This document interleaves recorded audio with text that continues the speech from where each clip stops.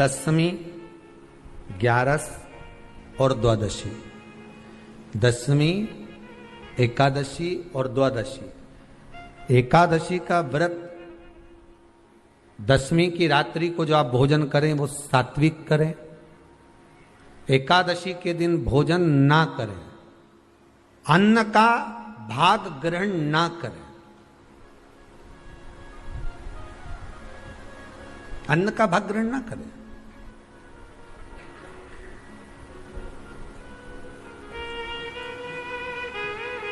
कितना सुंदर कहा है महाराज जी। यदि आपके यहां पर गौ माता है, आपके घर में अगर गौ माता विराज रही है,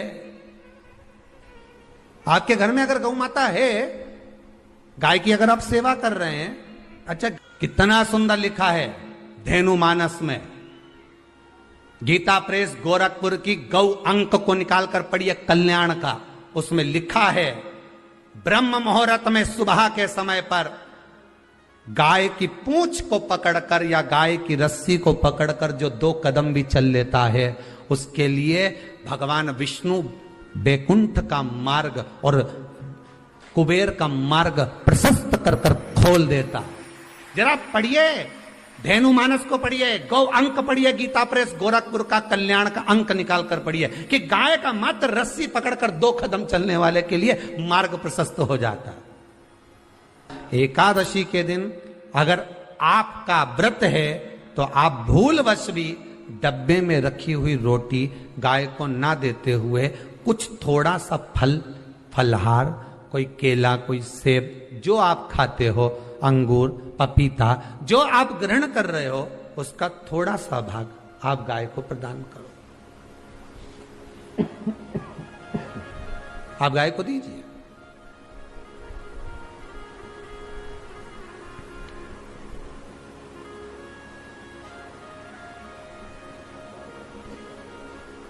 थोड़ा सा भाग आप गौ माता को प्रदान करो, थोड़ा सा।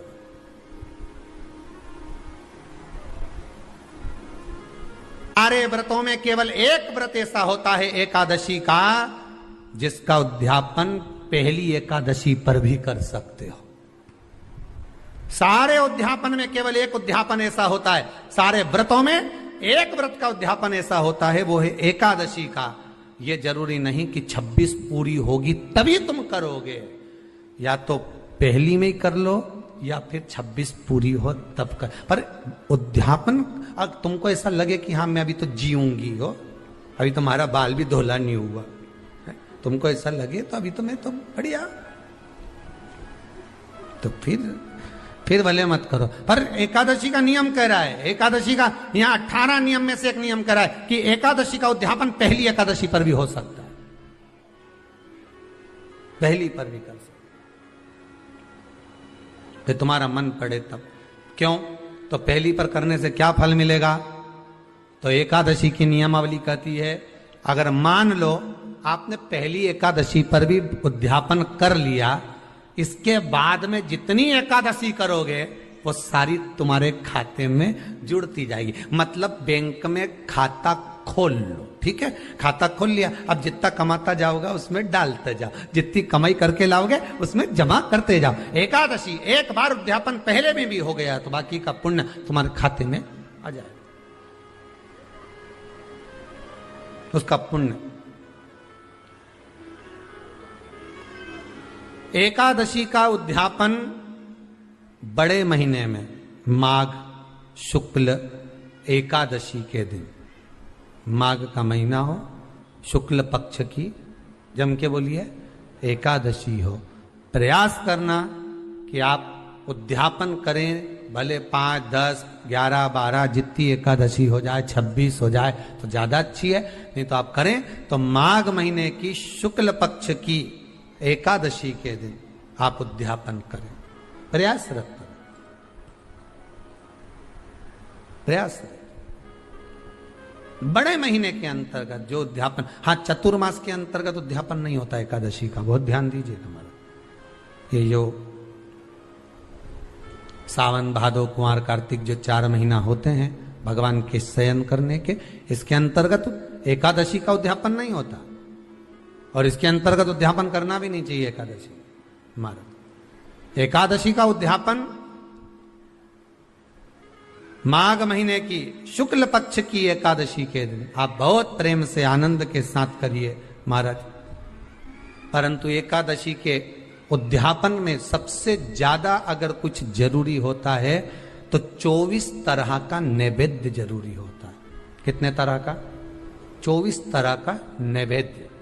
अब आप कहोगे गुरुजी उद्यापन हम कर रहे हैं एकादशी का, तो उसमें तो फलहार का हमें नैवेद्य बनाना चाहिए। तो फिर ये पुराण के अंतर्गत स्कंद पुराण में ये चीज लिखी है कि एकादशी का जब उद्यापन करते हैं तो 24 तरह का नैवेद्य बनाकर सिद्ध करते हैं। 24 तरह का नैवेद्य जान रख लेना, का हलवा बना लो, खीर बना लो, पूड़ी बना लो, सब्जी बना लो, पकोड़ा बना लो, भजिया बना लो, ऐसे 24 तरह का नैवेद्य अलग अलग चाहिए। पर लोग क्या करते हैं, खोपरा पाक बनवा लेते हैं 1-2 किलो और 24 जगह रख देते हैं। स्वीकृत नहीं है। 24 तरह का नैवेद्य रखा जाता है। महाराज एकादशी के दिन भगवान के पूजन का पूरी तैयारी कर कर मंडल आदि बनवाकर विद्वान ब्राह्मण को बुलाकर, कर्मकांडी ब्राह्मण को बुलाकर जो भगवत सेवा में एकादशी का उद्यापन कराए, उन ब्राह्मण के चरणों को नमन कर कर, प्रणाम कर कर एकादशी का पूजन करवाइए और उस मंडल की पूजन कराकर हवन द्वादशी को कराइए। एकादशी को हवन नहीं। एकादशी के उद्यापन का जो हवन होता है वो द्वादशी को।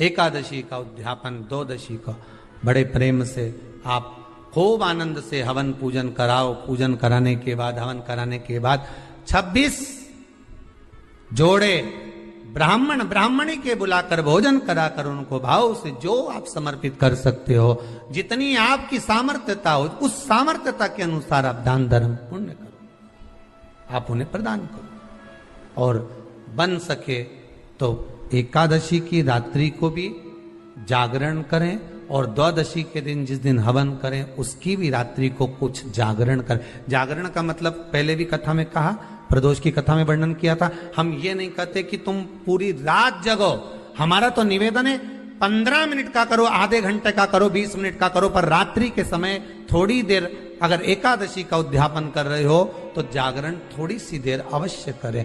नहीं कर सकते अकेले बैठकर राम नाम जप लें, भजन कर ले, पर करो। कि नारी के मुख से अगर एक बार निकल जाए कि मेरी जिंदगी तुमसे विवाह कर कर बेकार हो गई, उस समय नारी का साथित्व समाप्त हो जाता है। इसलिए माताओं आपसे निवेदन है, जिंदगी में सारी लड़ाई लड़ना, सब कुछ बोलना, पर अपने पति से यह मत कहना कि तुमसे विवाह कर कर मेरी जिंदगी बेकार हो गई। क्योंकि विवाह तुमने किया है पर भाग्य उसने लिखा है। भाग्य लिखने वाला वो है। और आपसे फिर निवेदन करूंगा, राम मंदिर जाओ, कृष्ण मंदिर जाओ, शिव मंदिर जाओ, भवानी के मंदिर जाओ, तुम्हारे 33 कोटि देवताओं के मंदिर चले जाओ, गणेश जी के मंदिर जाओ, तुम्हारी मर्जी पड़े उस देवता के मंदिर जाना, कोई तुम्हारा भाग्य नहीं बदल सकता। जो तुम्हारी किस्मत में लिखा है वो तुमको भोगना पड़ेगा। तो बदलेगा कौन? तो उसका भी प्रमाण हमारे यहाँ शिव महापुराण कहती है। एक पारो नाम की विधवा स्त्री थी।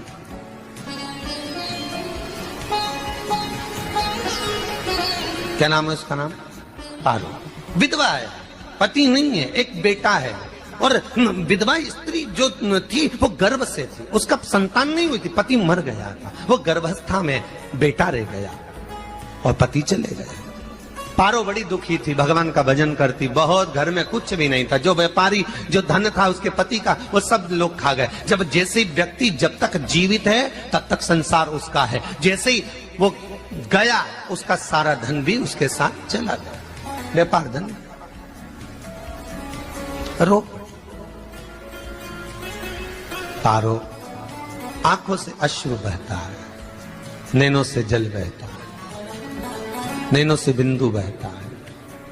और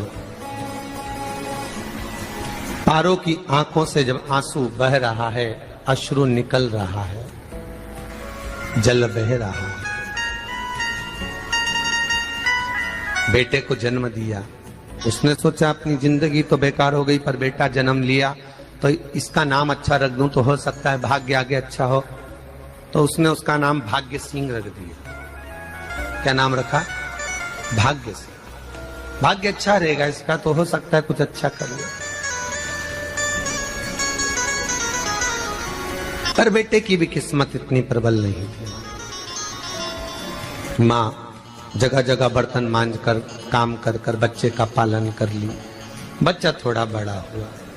माँ मेरे सारे मित्र सेठ हैं, अब मेरा ही किस्मत, मेरा ही भाग्य ऐसा क्यों है? मेरी ही किस्मत ऐसी क्यों है ऐसा?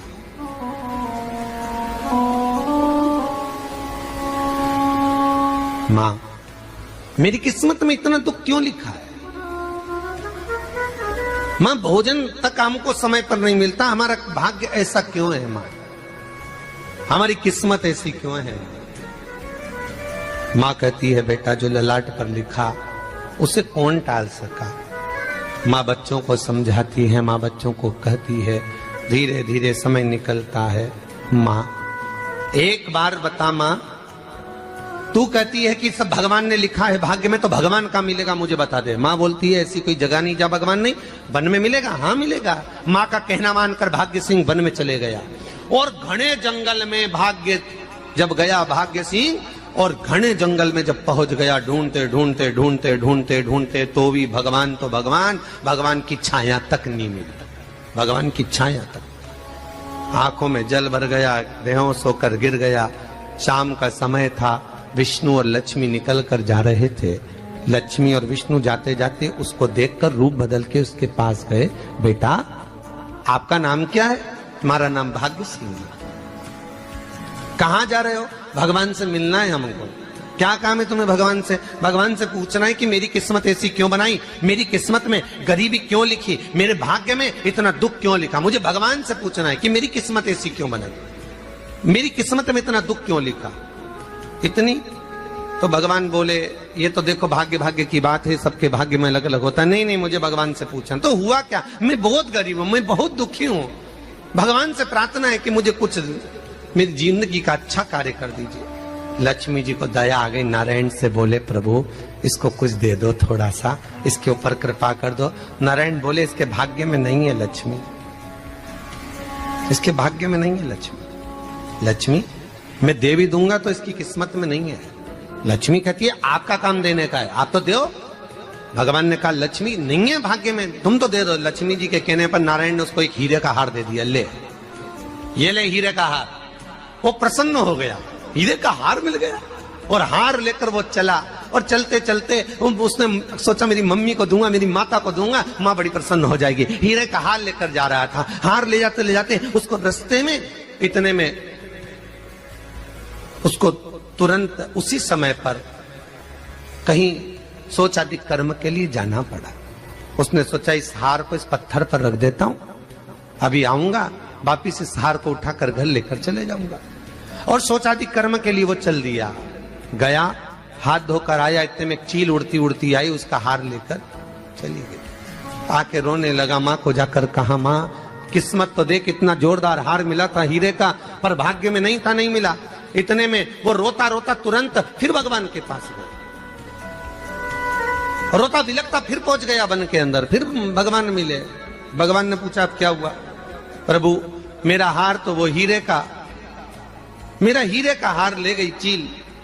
भगवान बोले देख भैया हम तो तेरी किस्मत में था, वो कर दिया, अब आगे तू एक काम कर, ब्रह्मा जी से जाके मिल।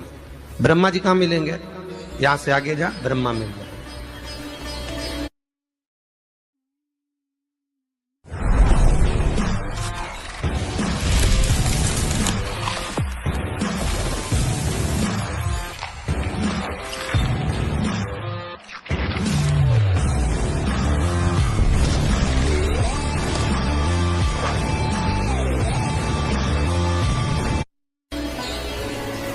ब्रह्मा के पास गए।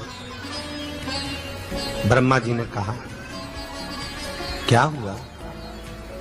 ब्रह्मा जी मेरे भाग्य में गरीबी लिखी है, कुछ अच्छा कर दीजिए। ब्रह्मा जी कहते हैं तुम्हारा भाग्य में जो लिखा है वो तुम्हें भोगना पड़ेगा। नहीं नहीं, आप कृपा करो। लक्ष्मी जी ने नारायण से कहा इसको कुछ कृपा कर दो। तो भगवान ब्रह्मा जी ने कहा चलो इसका भाग्य बदलने के लिए एक हीरे की अंगूठी दे देता हूं। भगवान ने उसको हीरे की अंगूठी दे दी। अब हीरे की अंगूठी दी, फिर वो लेकर चला। इतना खुश था, अब मुझे हीरे की अंगूठी मिल गई, अब मुझे हीरे की अंगूठी मिल गई। इतना प्रसन्न होकर जा रहा था, इतने में इसको लग गई प्यास। इसने सोचा पानी पी लूं। पानी पीने के लिए इसने मुंह को करा नीचे, जेब में रखी थी अंगूठी, वो पानी में लुढ़क गई। लुढ़कते से एक मछली निगल गई, अंगूठी भी हाथ से। देखिए, कोई कितना भी साथ दे दे, पर भाग्य में अगर सुख लिखा होगा तो वो अपने आप मिलेगा नहीं। फिर आया, फिर मां से कहा मां ऐसा हो। मां ने कहा चल जाने दे, तू रोज रोज बहाना बना के चले जाता है, दिन भर इधर उधर घूमता रहता है, शाम को आता है और बहाने बना के कहां की स्टोरी सुनाता रहता है, ना जाने कहां की कहानियां सुनाता रहता है। चल काम पे जा, कुछ काम कर तो भाग्य बदलेगा। नहीं नहीं मां, मैं सत्य बोल रहा हूं। नहीं माना, फिर चले गया। नारायण ने कहा एक काम करो, अब तुम शंकर जी के पास जाओ। शिव जी के पास गए। भोलेनाथ जी ने उसको हीरे की पोटली दे दी। वो हीरे की पोटली ले जाकर अब की बार सोचा कहीं रुकूंगा ही नहीं, सीधे घर गया। मम्मी को याद करा, माँ नहीं थी। उसने एक लोटे के अंदर हीरे रख दिए। मैं माता को ढूंढ के आता हूँ। माँ को ढूंढने गए, इसमें चोर घुस गए घर के अंदर, लोटा ही ले गए हीरे का। फिर आके देखा, फिर माँ ने कहा, फिर बहाने बनाया तूने, फिर स्टोरी सुने, फिर कहानी सुने। माँ मैं सत्य कह रहा हूं, सत्य कह रहा हूं। आखिरी में हार गया। फिर भगवान विष्णु और ब्रह्मा ने एक ही बात कही, तू शंकर के मंदिर की चौखट पर जा। वहां क्या करना पड़ेगा मुझे? कुछ मत करना, केवल उसकी चौखट पर जाकर उसका दीदार करना, उसका दर्शन करना। उससे क्या होगा? भगवान विष्णु और ब्रह्मा कहते हैं 33 कोटि देवताओं के पास जाएगा तो कुछ नहीं होने वाला, पर शंकर के दरवाजे पर भाग्य देवी रोज प्रतिदिन झाड़ू लगाती है। कौन झाड़ू लगाती है? भाग्य देवी। आपसे निवेदन है, बहुत सुंदर कथा है, इससे समझना कि विष्णु ब्रह्मा राम कृष्ण आदि 33 कोटि देवताओं के पास तुम चले जाओ, कोई तुम्हारा भाग्य नहीं बदल सकता। हाँ, अगर भाग्य देवी का तुम स्मरण करो, किसी मंदिर में जाना तो ये भगवान से कहना भगवान लक्ष्मी दो। भगवान से लक्ष्मी मत मांगना, भगवान से कहना मेरा भाग्य ऐसा कर दो, या भाग्य देवी की कृपा मुझ पर बरसा दो, जिससे मेरा भाग्य बदल जाए, कुछ अच्छा हो जाए मेरी जिंदगी में। तो जाके शंकर के मंदिर के बाहर खड़े हो, भाग्य देवी मां झाड़ू लगाती है, भाग्य देवी उनकी चौखट पर बैठी रहती है। तू जा, उससे क्या होगा? बस देवता तो तेरी जिंदगी बदलने के लिए कब से इंतजार कर रहे हैं, पर तेरा भाग्य नहीं बदल पा रहा। तेरा भाग्य बदलेगी तो भाग्य देवी ही बदलेगी। गया, शिव मंदिर के दरवाजे पर जाकर खड़ा हो जाता, भीड़ होती तो दरवाजे से दर्शन कर लेता, बाबा से नयन मिलाता, रोज प्रतिदिन जाता। एक दिन शंकर जी ने भाग्य देवी से कहा, देवी इसका भाग्य बदल दो। देवी कहती है, भोलेनाथ इसकी किस्मत में ब्रह्मा जी ने यही लिखा है दुख, इसकी किस्मत में ठोकरें खाना ही लिखा है। भाग्य देवी तुम मेरे दरवाजे की झाड़ू लगाती हो, आज इसके भाग्य की झाड़ू लगाई। भाग्य देवी ने कहा, भोलेनाथ आप कह रहे हो? हाँ मैं कह रहा हूं, क्योंकि मेरे दरवाजे पर इतने दिन से रोज आ रहा है और मेरे दरवाजे से खाली चले जाए अच्छा नहीं लगता। भाग्य देवी ने भाग्य बदला। एक सोने का सिक्का झाड़ू लगाते लगाते दरवाजे पर पटक दिया। उस सोने के सिक्के को लेकर वो चला और सोने के सिक्के को ले जाकर उसने माता को दिया। अब भाग्य कैसे बदलता है वो देखिए। सोने का सिक्का लेकर गया और तुरंत वो सोने का सिक्का घर में पहुंचा। रात से ठाठ हो गया, बेचकर भोजन की व्यवस्था करी। एक दिन मां ने सोचा कुछ ऐसा करूं कि मैं मछली का व्यापार करूं, और मछली खरीदने के लिए गई। और मछली खरीदने के लिए गई, जो मछली मिली दे तो दी व्यापारी ने, परंतु घर लाते लाते वो मर गई। मरा तो काटा तो इसमें से हीरे की अंगूठी मिल गई। अंगूठी तो मिली, इतने में माँ ने कहा देखो भगवान ने बड़ी कृपा करी, हीरे की अंगूठी मिली। बेटे ने कहा ये मेरी ही अंगूठी है। मछली निगल गई थी। माँ ने कहा बेटा जाओ, थोड़ा आज ब्राह्मण भोजन करने आएंगे, थोड़ी लकड़ी काट कर लिया। बेटा लकड़ी काटने गया, एक पेड़ पर, सूखे पेड़ पर चढ़ा लकड़ी काटने के लिए। काटते काटते उसको पेड़ की डाली पे एक हार टंगा हुआ दिख गया। वो हार वही था जो हीरे का चील लेकर गई थी। वो हार प्राप्त हो गया। आते आते रास्ते में प्यास लगी, सोचा कहीं एक आध बर्तन मिल जाए पड़ा हुआ, तो लोटा पड़ा हुआ मिल गया जिसमें हीरे पड़े हुए थे। जब भाग्य चलता है तो सारी रास्ते अपने आप खुलते खुलते खुलते खुलते चले जाते हैं। जब भाग्य नहीं चलता तो चाहे कोई हीरा दे दे, चाहे कोई सोना चांदी दे दे, चाहे कोई फैक्ट्री खुलवा के दे दे, तो भी कुछ दिन में ठप्प हो जाए। भाग्य चलेगा तो धन आएगा, भाग्य नहीं होगा नहीं। तो भी कुछ मत करो। क्या करना है बोलो तो? जब भाग्य अगर दिक्कत दे तो कहीं जाने की जरूरत नहीं है। एक ही काम करना है, शंकर के दरवाजे पर जाकर उसका दीदार करना।